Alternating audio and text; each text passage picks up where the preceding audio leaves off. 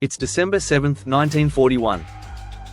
Lieutenant Clarence Dickinson and his wingmen lift off from the USS Enterprise under Admiral Halsey's orders, heading toward Pearl Harbor in their SBD Dauntless dive bombers. As they approach Oahu, Dickinson sees thick smoke rising in the distance and assumes it's a training fire, until black flak bursts flash through the sky. The base is under attack. Below, Japanese bombers scream across the harbor as torpedoes slam into battleships. Fire, smoke, and chaos consume Pearl Harbor.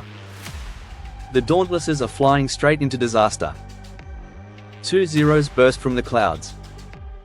The Dauntless isn't built for dogfighting, but there's no time to escape.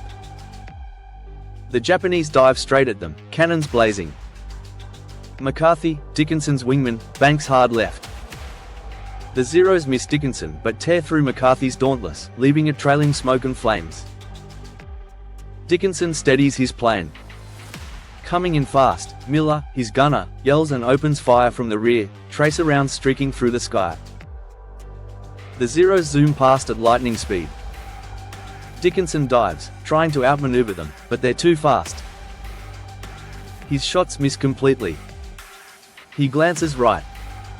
McCarthy's aircraft explodes, a single parachute drifting below. More Zeros close in fast from the sun. Miller fires again, holding him off, but soon his gun clicks empty.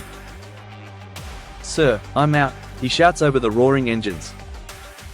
Dickinson grits his teeth, dodging bursts of fire. Then his mind flashes back to their joke that morning. "Don't get me wet, sir. Don't worry, kid. We'll land in Pearl safe and dry." Suddenly, the Dauntless jolts violently. The controls lock. The plane spins hard to the right. "Miller, jump," Dickinson yells. He tears his seatbelt loose, struggles with the radio cord, and finally rips it free. Then he dives out into the freezing air. Wind roars past his face. At just 800 feet, he pulls the cord. The parachute bursts open. Seconds later, his bomber explodes in a field below. Dickinson crashes to the ground, rolling through the grass. He looks back at the fireball rising into the sky. He's alive, but Miller isn't. "Miller," he whispers. The weight of his broken promise hits harder than the fall. Back on the Enterprise, Admiral Halsey slams his fist down. "All hands to battle stations," he shouts. The ship turns full speed toward Hawaii. When Dickinson reaches Ford Island, he reports for duty without mentioning he was shot down. His commanding officer orders him back up immediately to search for the Japanese fleet. He agrees without hesitation. Anger and grief are now the fuel driving his heart. The Japanese carriers are gone, but submarines still lurk. The Enterprise refuels and reloads in record time, ready to strike back. Days later, a pilot radios in, "Enemy submarine sighted." It's the I-70, a Japanese sub recharging batteries on the surface. The first Dauntless misses, its bomb exploding too far off. "Damn it, send another flight," comes the command. Dickinson volunteers.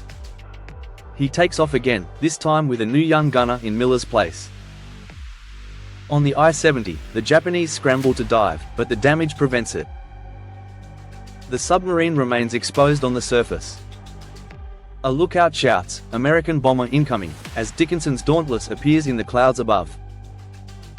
At 5,000 feet, Dickinson spots the grey outline of the submarine cutting through the waves.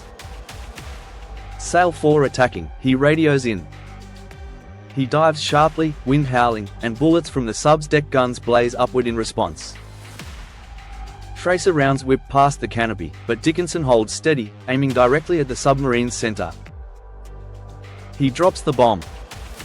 For an instant, silence fills the air, then a violent explosion shakes the sea. Water and fire rise together. The sub is engulfed in spray. Oil gushes to the surface as men are thrown into the ocean. "Did we get her?" his gunner asks. At first, the submarine still floats, damaged but alive. Then, slowly, it tilts bow up and sinks beneath the waves. Moments later, a massive air bubble bursts through the water. "Submarine sunk," Dickinson reports calmly. Oil and debris confirmed. Relief fills the cockpit. He looks down at the dark slick spreading across the ocean. "This one's for you, Miller," he whispers quietly. The I-70 was the first large Japanese vessel destroyed in the Pacific War, marking the start of America's fight back. The USS Enterprise had drawn first blood, and Lieutenant Clarence Dickinson had kept his promise in the only way left, by avenging his fallen friend.